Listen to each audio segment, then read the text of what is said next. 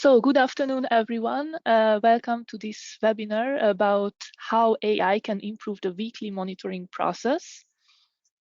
We will start very soon. We are just waiting for some other participants to join us.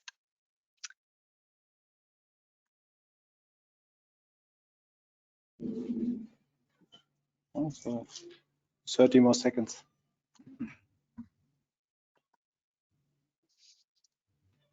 We will have 1 more minute to start. Hope everyone is ready.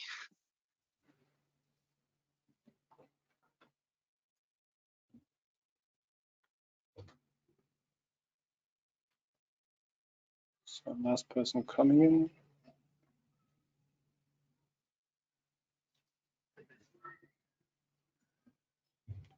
So, yeah. But then, thank you, Barbara. I will take now a bit the lead here from our audience here in Stockholm. From my side, welcome everybody here in Stockholm for this nice USA Day conference. Yeah, I was already introduced by Viktor. I'm the lead from the customer success team located in Cologne. And today I have the honor to be one of the hosts together with Viktor. And I will give a short introduction about the first speaker, Johan, who will do the first presentation together with Viktor. I think this presentation will be something like 30 minutes. After this presentation, we have enough time for all your questions, for some discussions. Yeah, so feel free to make some notes, asking all the questions that you have. I personally believe that this is really a really interesting topic. And therefore, maybe before Johan will start, short introduction from my side. Johan joined Sartorius in 1999. I think it was already it was another name of the company in this time. But I mean, it's over 20 years. 1999, it was the time when I finished the kindergarten. I started the ground school. Yeah, but just to summarize a bit, Johan has over 20 years experience in data analytics, in AI, in machine learning. I even know that it's already so long a topic. What is Johan doing? He's managing and also mentoring a team from Sartorius. And I mean, this was just a short introduction. I think everybody's so curious about the topic AI. And I mean, as we even know from the ChatGPT, it was a big topic, this announcement about AI. We get a lot of questions about AI from IamIP, from our customers.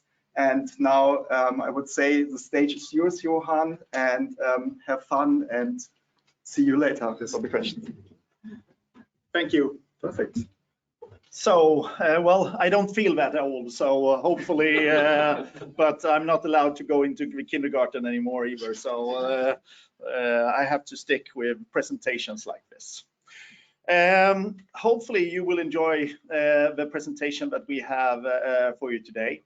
We will focus a little bit about why we have done this project and also why we from Sartorius side have partnered with IamIP to solve this. Because again, this is something that we developed in the beginning to help our colleagues in the IP department. So again, I'm not an IP expert. I'm a data analytics nerd, a geek, whatever you would like to call it. My day is normally numbers, not text. But I've also been part of the review of patents and also looking at these. So I have a small background regarding this. And I also have Viktor here who will help me. So yes. And we will do an introduction, we will do a background, and then we will end off with a Q&A session for you regarding this. So just a quick introduction then to Sartorius. Sartorius is a German company, even though, and they have bought a lot of small companies over the last couple of years, grown tremendously. So when they purchased us, and with us I mean a Swedish origin company in 2017, we were 6,000 people. Now it's 17,000. And one of the things that we have done during this time is, of course, we work with the life science industry, doing bioreactors. So you can understand that the last couple of years working with vaccines and the development of whatever COVID vaccine you actually have, that has been a big portion of what we are doing. We do have a long experience in terms of looking at and finding information in data, in text, and displaying that in a nice way. So when we talk about data analytics, what is it that we are working on? Because again, data is still, it's just numbers. We need to structure that. We need to align those data in order for us to sort it so that we can actually present it and make decisions. And it's not until we actually make decisions based on those data that we actually get a value back. Otherwise, it's just numbers. You store them in a database, same as patents or anything. If you don't read it, if you don't use it, then it's, well, it's paper or just numbers in a database. What we have done and what is unique with what we are doing is the part here where not only can we do descriptive data analytics, so we can find what is the information, why is it. We can also look at the why, of course. And then when we have built a model, we can also work them with predictive. So where are we going now? What would be the next step? And of course, if we can do that, then we can also work with prescriptive. So we can actually give you advice on what to do next. And it's fairly unique that you actually can provide all of these services in the same setup. So now I will test you a little bit. And of course, not only do I have a background as an AI and machine learning, I'm also a teacher. And again, testing people and trying to figure out how they can see patterns and things like that is, of course, one of the interesting things. But as you normally work with text, so I put up numbers instead, just to challenge you a little bit. And here I have a small data table. Around 20 different columns, and I think it's 16 different rows with numbers. You can also see that there are some missing numbers in this. And my simple question is, of course, can you give me some patterns? Can you see if there are any outliers, something that stands out in terms of looking at this? And since it's a webinar, I will not wait too long that I would do normally or something like that. I would force someone to answer questions regarding this. But this is quite difficult, and it also depends where you start. If you start top left, then you might see something. If you start here instead, that's a different story, or how you do this. So again, finding a way that you can standardize what we are doing. So what we have here is some of the tools that we are working with. So we can actually summarize all the rows, and then you can also see which countries in terms of this that are more similar than others. And now we take all the data into account. And then we can also do the same thing for the columns. And then we can see here, based on this data table, you can see that there is a big correlation here. And the same thing for the Scandinavian countries, for example. This is based on the data table that we had here, and fairly difficult to see. And now imagine if we can do the same thing here with patent analysis, looking at text, looking at doing this. We can find those patterns, we can find those structures, and we can provide you with that information. And that's where we then ended up in a collaboration with IamIP. Yeah. Is it you or me? Oh, it's another slide for me as well. So what we have here is what my colleagues were doing on a daily basis from the beginning. This was a manual process that they had. They got a certain number of patents that were new. They were supposed to be evaluated. And of course, with a lot of people in the department, there were individual differences on how you read this, how quickly you do it, and also how you do interpretation. This was very, very time consuming. imagine if you get 500 new patents in a certain patent group or anything like that, someone has to look at that. We looked at this, around 30 minutes per patent, looked into it.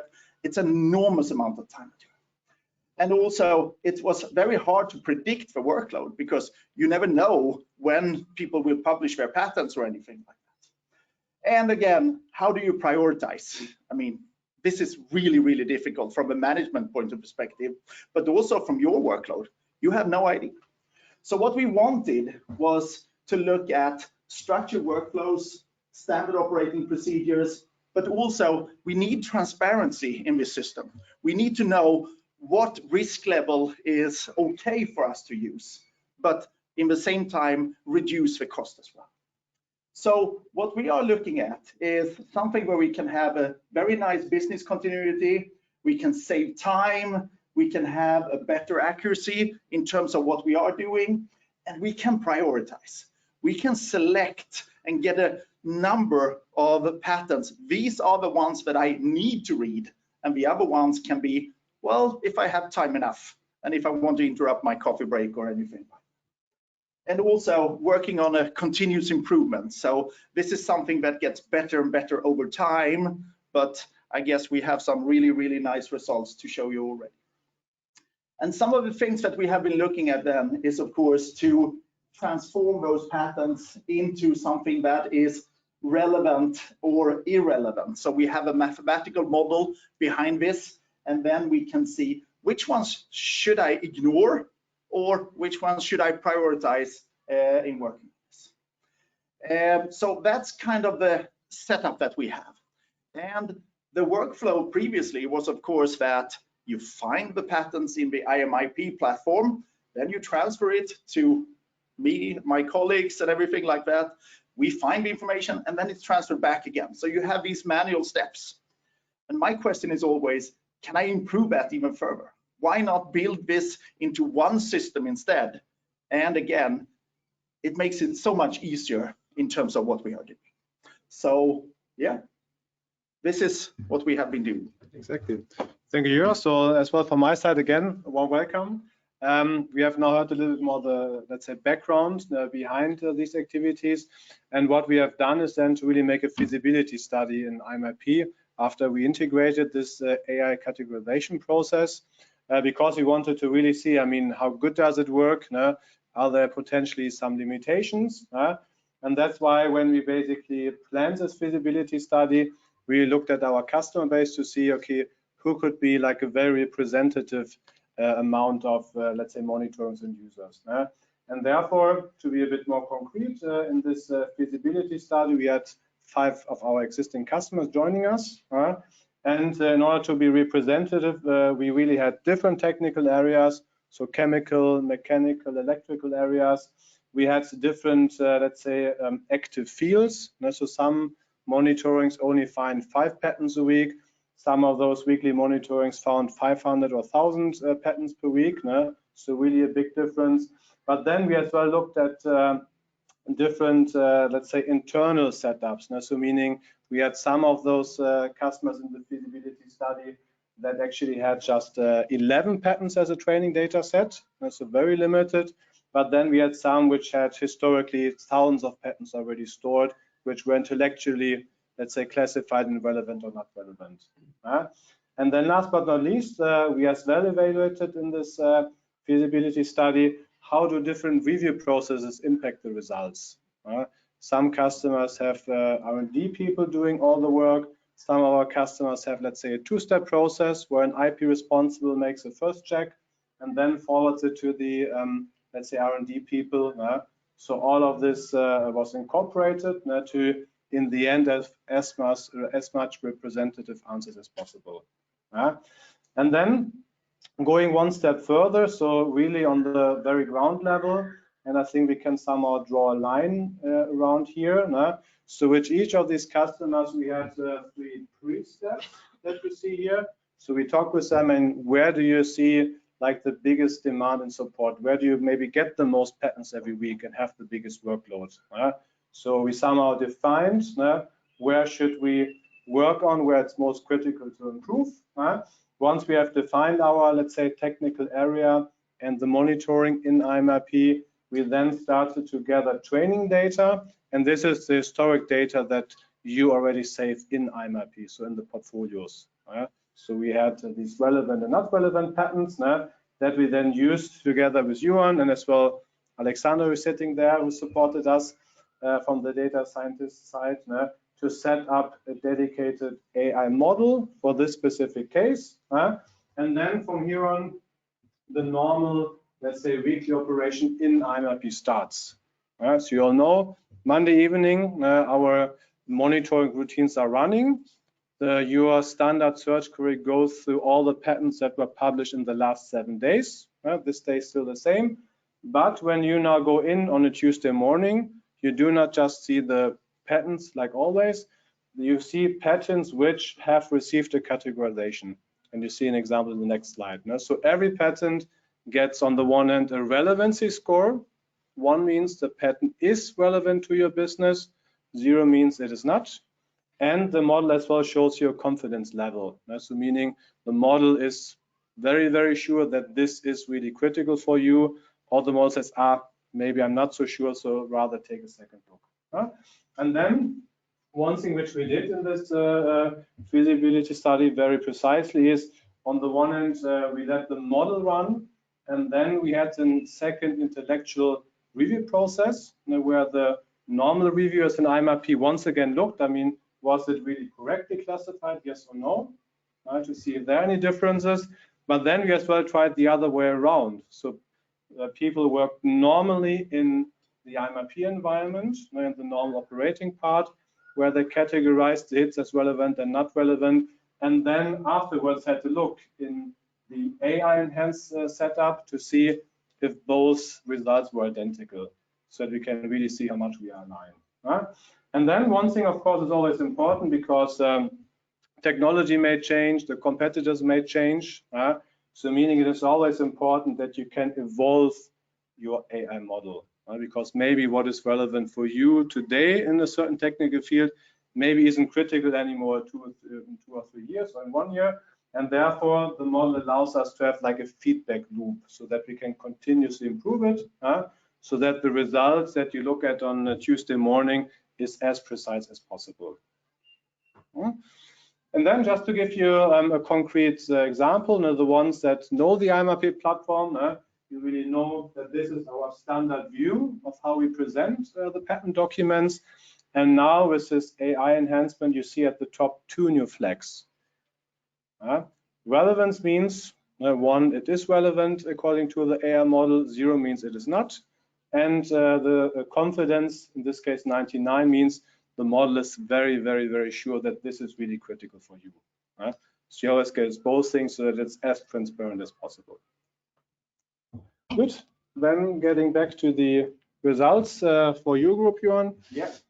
So previously, we tested this on our internal colleagues, of course, because this is a way to help them understand and see if we could improve the workflow and something like that. So we did 2 different tests, one for 4 weeks and one for 2 weeks. And there were 2 patent working groups that we were looking at. And what we achieved here was an accuracy of more than 90%. And this was just in the early testing phase. So we could definitely improve this, but this was a good starting point. And if you achieve results like that already from the beginning, you know that you are onto something. And of course, the visualization here was important. And also we did a lot of work comparing this to the manual screening to make sure that we really understood the process, the pros and cons, and also this transparency in the system. Why did we get a good model? How can we do this? Because if we understand that, we can also improve it further. So this was actually done before your 5 tests that we done. And with this setup, we could really see the results that we were looking after and trying to find, where we could find irrelevant patents, the irrelevant and the relevant, and also to compare those setups. And again, here we can also play with how much risk would we like to have. How sure do we want to be? If we want to be 100% sure, we need to add a couple of more patents in that review process. Or if we can say, well, the more we trust the model, we can take a little bit less or something. So again, we can play with these things and make sure that we understand. Yeah.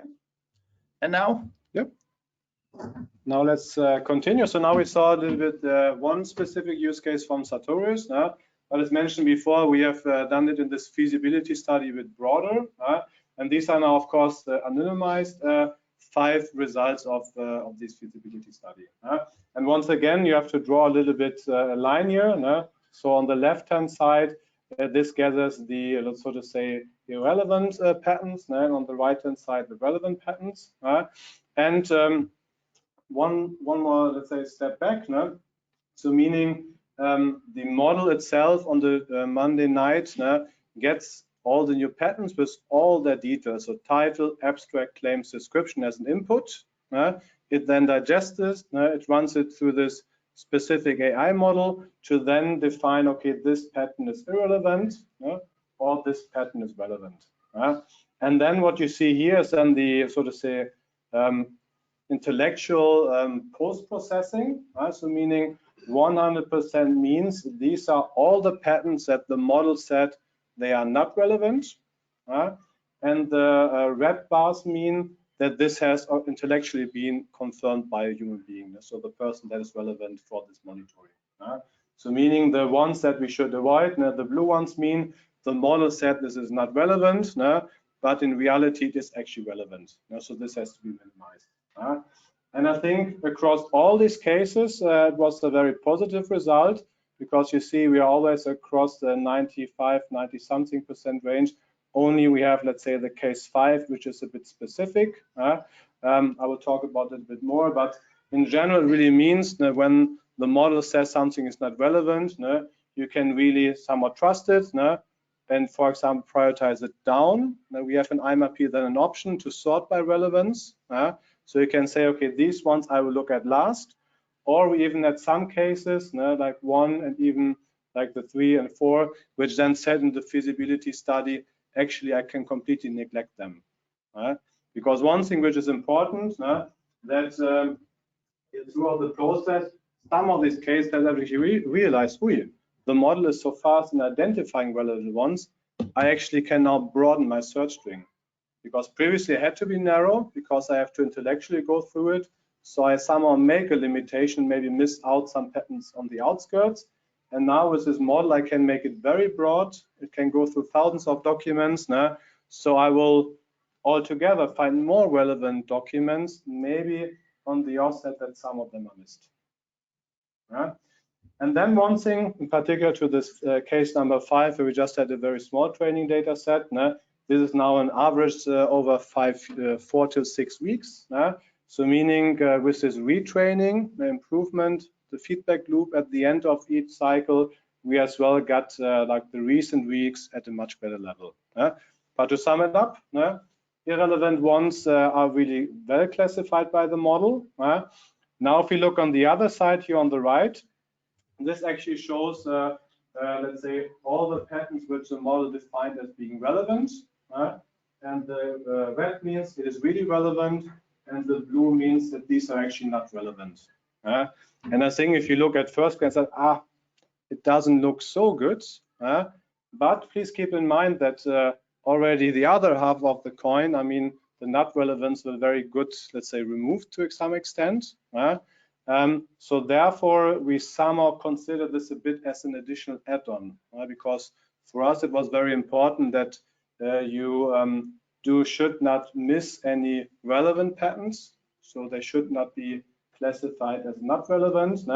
And therefore, we had a very conservative process here. So whenever, let's say, the AI model was on the edge, is it maybe relevant or not?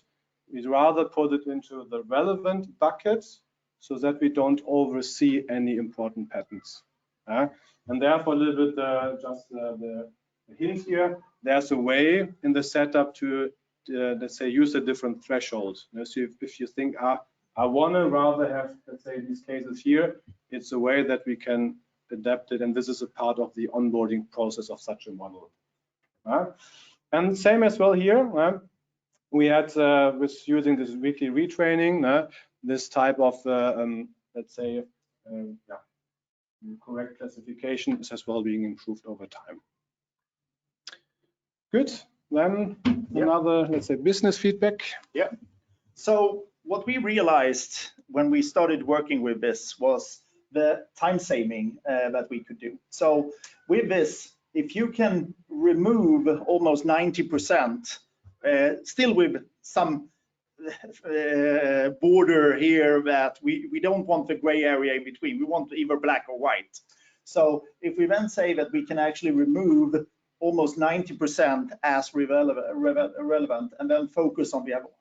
What we then can do is, when we have this AI model, spend time on the review instead and the model update. But it actually frees up an enormous amount of time. There is a little bit extra here, so you can't just say, okay, we save 90% of the time or anything like that. There is still some model update in the beginning and everything like that.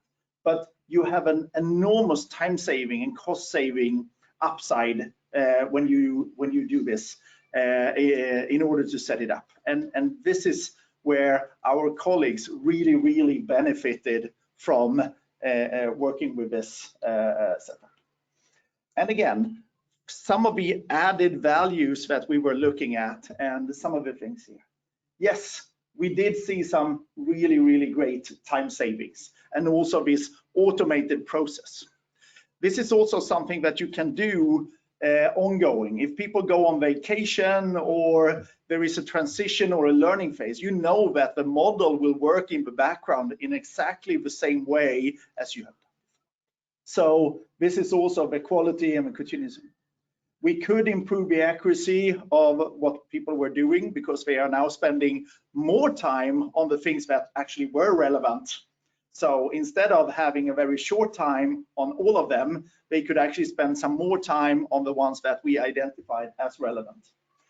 I like the transparency because, as Viktor said as well, looking at these thresholds, what is the most important? Is it that you don't miss a relevant patent or that you can get rid of some of the irrelevant ones? What is your idea and your take on this? We can take that into account as well. And you get these structured workflows that are really nice. As we tried this over time as well, we saw this business continuity, which is also important. There is always a transition of personnel. You get different priorities, you get promotions, you get people leaving the company or new people coming in. Suddenly you have a system that works in the same way for this. It gives an enormous boost in terms of business continuity, accuracy, and also a really nice way of going forward with this and reducing the risk. And again, I have to add this is also a cool AI solution. And I mean, we shouldn't just ignore the fact that a lot of the things that we see and hear on TV and media and everything like that, it is relevant to AI. This is a way for you to say that, well, we are not the boring department, we are actually the cool department. Again, yeah, that's a great. So then a little bit the question back, or the answer to the question from the very beginning, does AI improve the monitoring process? And we actually could see already from the results before, there's definitely a significant impact. So we have on the one end this huge potential for time saving, as well then in terms of the timeliness to find critical patents. That has a huge impact because you can directly say, okay, show me the most critical patents at the top. But then as well, one important point about the quality, because the tool is basically just a robot. And it goes through all the patents, title, abstract, claim, description to give you a feedback. But we as human beings, we're sometimes tired, we may be a bit annoyed, we are under stress. So we had a few cases here actually where in the intellectual review process, people just looked at the title and abstract, doesn't look relevant, I deleted it. But the model says importance. And then when we looked into it, it turned out that somewhere down the line, there was a new embodiment, something important popped up and was really relevant. So meaning this really makes sure that you don't miss anything. Then a few learnings as well about where the model performs the best. And that's really in line with a good training data set. We have a clear review process from the text data side, and as well a harmonized review process. So we had some cases where there was a rotation internally, 1 month this person, 1 month this person, and then the training set wasn't, let's say, so good for this part. And therefore, all in all, at the end, you see a little bit like a mathematical equation. So the AI, with the knowledge of both parties, with the experience we have with our IamIP platform, can definitely lead to an improved monitoring process. And therefore, before we are short on time, maybe a little bit of a last 2 takeaways. Yeah. So again, if you recognize the slide that I used here, this is also where we ended up in the end. So as soon as this is available for us, so again, we have been doing this manually during this time again, but as soon as we are ready to release this as a this is from my colleagues in the IP department. They will directly start using this as an important tool for all the relevant patent monitorings that they are doing, because they see a tremendous value in terms of adding this to what they are doing. Yeah. And now I put June here. I don't know if you agree with that, but yeah. It's that's the last slide. So just giving you a little bit of an update where we are. So in May is really the last part where we just do the final commercial implementation. So we're working on the hardware setup to make sure it is sufficient for the, let's say, the global accessibility for all of our customers. So meaning very shortly, we will start actually with this list of committed customers. So throughout the last half year, a number of customers have said they want to start it as soon as it's available. And it's really like a top-down list. So we will very soon start with the first, I think, around 30, 40 customers. So meaning as well, if any one of you is interested in testing it out, or getting to know more about it, please reach out to us. So because if it's urgent, if you feel a need to free up time internally, we have to make sure to get you on the priority list in the right order. So feel free to reach out to us, and I think we are somehow perfectly on time. So some Q&A session now, I think. So. Yes, thank you, Viktor. Thank you, Johan, for this presentation. Also, I don't know if we have questions from the webinar, so maybe at the end we can collect this and check this. Otherwise, I will start now here with the questions. So please, is there anybody? Yeah, there are a lot of questions. Maybe we start with you, Mark, in the background. Yeah, this AI instrument is associated with some extra costs? Yes, it's would be some extra cost. It all depends then on the number of monitorings that you would like to have. So this is something which additional cost, but we can align it once you have a better understanding of the amount of documents that you are the monitorings that you use. There's as well an option to run a feasibility study, let's say for 2 months, for example, to see that it really helps out, so that you don't have to, let's say, from the beginning decide on what you will have. So both will be possible. Then I just start here, Frida. Yes, so the model is based on text, right? Were you able to include also the Chinese patents, and how did you manage to see the accuracy? Yes, it's a very good question, and actually, due to the fact that we have the English machine translations for China, Japan, Korea, and a lot of more countries, this is the foundation of the model. So the model right now, but Alexander can maybe talk a bit more about it, runs on the English texts that are in the database. Yes, then Vitya. How is the training, especially the retraining after a while, how is this done? Is this still kind of manually done, or will it be automated somehow, self-trained in the future? Especially if you say in 1 week you find something which is classified as high confidence irrelevant, but you say, oh, but this is something, if I miss this, this would be a mistake. So retrain today, please, to spot this. At the beginning, it's still this, let's say, manual retraining. So the person, I mean, let's say you find this document, would reach out to our support team. We can then trigger this to train or update the model. We already have some ideas, of course, to automate it. That it will be even for you as an end user be possible to do it. But now it's really possible to do it on a weekly basis. So if you find something wrong today, then we can train or retrain the model in the same week. So next Monday, when the monitoring runs again, it will have this new information incorporated and will then have a better decision process. So not a big effort. But again, it's a good question, and we have to save something for version 2.0. So again, vision, of course. Yes. I think Simon. Yeah, thank you. A question I think for Johan primarily. I mean, I think it looks fantastic implementation.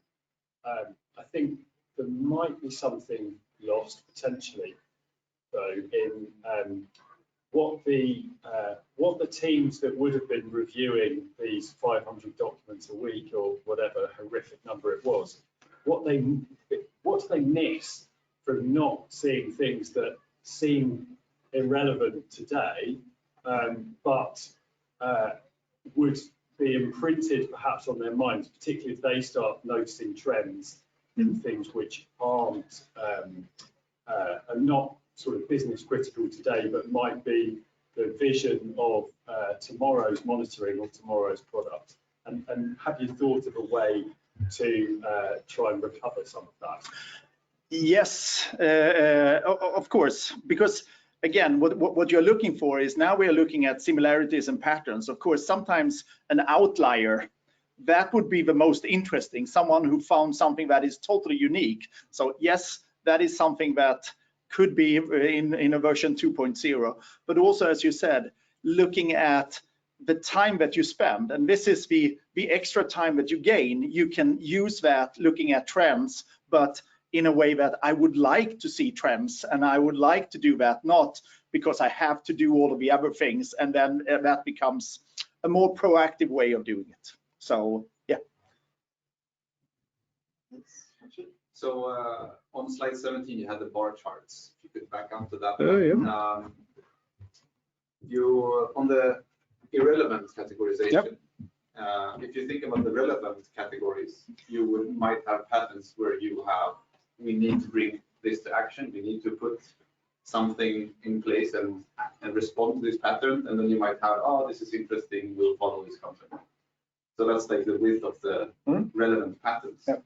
Within the irrelevant classifications, so you have false negatives, were there any super critical patterns in there, or is that more of a, I mean, what is the nature of the missed patterns of the model? Yeah, I mean, right now, I mean, at least in the feasibility study, there was no, let's say, critical patterns missed here. So were interesting patterns, but they were not critical.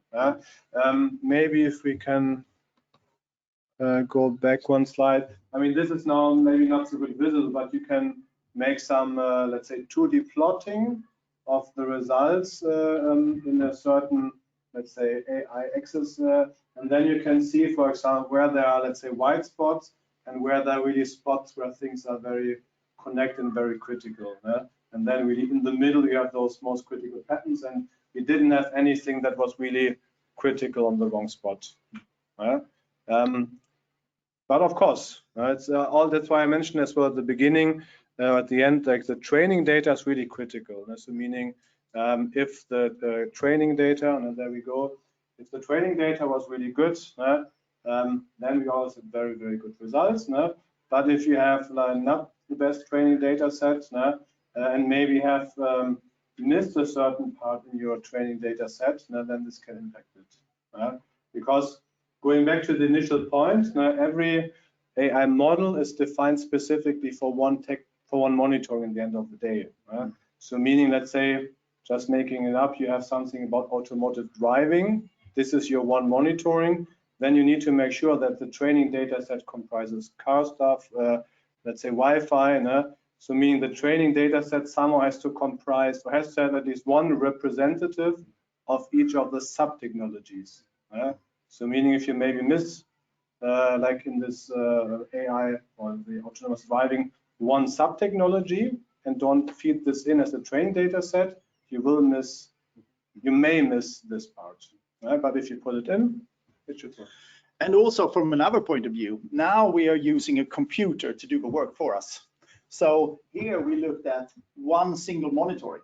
What if you make two models instead? I mean, yeah, there is a small cost to Viktor, and but in the idea, you can actually run two models. It doesn't take any more time or effort or anything like that from the beginning, but you can have one that is a little more critical, and you can have one that is a little bit more forgiving. Or use 5. I mean, you can set up this the best way that you would like to do it, right?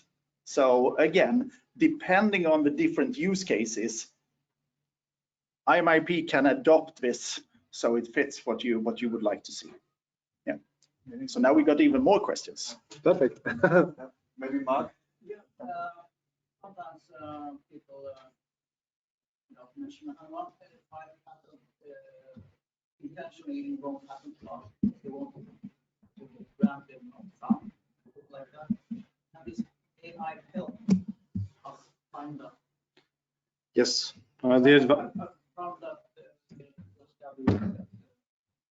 when what we call the patent review at the company Examiner patent found that a patent was placed in the wrong patent clause. Oh. And I think that's one of the big advantages with these language models, because I always like to use an example of a letter. We all know a letter, something you wrote up, but imagine there's an attorney writing, okay, a device to overcome hate differences using different bars to do that. And we know it's still a letter, but if you use the search word letter, it wouldn't come up. But with these language models that will go through all the text fields, you will not have this problem because it will go through everything, and it will not, let's say, specifically look on the class that may be wrongly assigned. It will just realize, oh, this device to overcome hate differences, it's a synonym of a letter. You are looking for a letter, it's relevant. So I mean, this is the big beauty of these language models, that you have the synonyms and everything, and it will definitely solve this problem for you. I want to ask, is there any correlation between how broad the monitoring is and the performance of the system, in the sense of if you have a broader monitoring, does the system perform worse? Because you said it might be that with this good performance, you might want to broaden it, but then does the performance go down? It's a very good question, and this is always something that we are discussing in the initial stage of such a setup project, because the more specific your monitoring is and the more specific your training data is, the better the results will be. So I mean, if you really say, I mean, my focus is on, let's say, like this clicking devices here, and just a small piece, and you have the perfect training data just for this, you will get the perfect results. If you say I'm making in general technology scouting and the general technologies are relevant, you can get the same good performance because your training data set is always more broad. So I mean, it all depends, I mean, like with the general setup that you want. But generally, it doesn't matter how big or small the data set is or your technical field is, as long as the training data set is in line with your goal. I don't know if I could answer your question. This maybe too. Yeah. And also, I mean, you have Alexander in the back here who can definitely help you answer those questions. So he's waving there. So yeah. I don't know, Simon, do you have the last question? Yeah, I wondered, just returning to the question of false negatives in particular. Do you have any understanding how reliable humans Very good question. Yes. I mean, clearly you thought about the question of two or three people having slightly different approaches. Is this actually better or at least equivalent to human identification? In my world, I would say, yes, it's definitely similar, normally better, because again, we do get tired as humans. We don't read. I mean, I cheat every day, and either if it's diet or exercise or whatever. So again, there is something in here that if you have a machine doing this and you have trained that machine to perform when you are at your best all the day, 24/7, 365 days a year, I mean, this is what we want, at least as a baseline. Then, yeah, maybe we can improve that on some good days or anything like that. But I would say this is a sure bet. Yeah. But maybe it's the one thing to just comment on this one, and that's why we as well added this last bullet point here about the harmonized review process. Because in the feasibility study, we had one customer where they made a rotation, so there were more people involved, but the first person just thought about freedom to operate. So he mainly looked at the claims and how they could impact the business. The other person, we just looked, I mean, technology-wise, is this relevant or not? So I mean, we had one training data set that was fed by two people, which were somehow doing different things. And then the model doesn't know, I mean, should I make an FTO assessment or should I make just a technology scouting? Because in the end of the day, you may recall the how we presented in IamIP, you just have relevance 1 or 0. So meaning it makes sense to have more people involved, but they have to be really aligned, because if the one person says this is important because of FTO and the other has a different process of reviewing, it will not work because the model doesn't know what it should look for. And I come back to this again, 2 models. Of course, yeah, exactly. But then, Claire, is there any questions from the webinar? And as mentioned, if I go to the last slide, I mean, the technology is completely ready. We are just making the last, let's say, commercial implementation, that we have the right hardware capacity in place. So we really, I mean, end of May, everything is ready, and then we can start in June with really those pre-discussions, gather the data set. And that's why I as well mentioned people which really have an urgent need, because it's too much currently, please reach out, because we have a certain, let's say, priority list that we will go through. But then again, thank you to all the participants in the webinar. Thank you, Johan. We have a small gift for you. Oh, and thank you. Again, thank you. And I mean, we have now a break of 15 minutes. Yeah, you can grab some coffee, and then we will have the next presentation at 2:15. Thank you.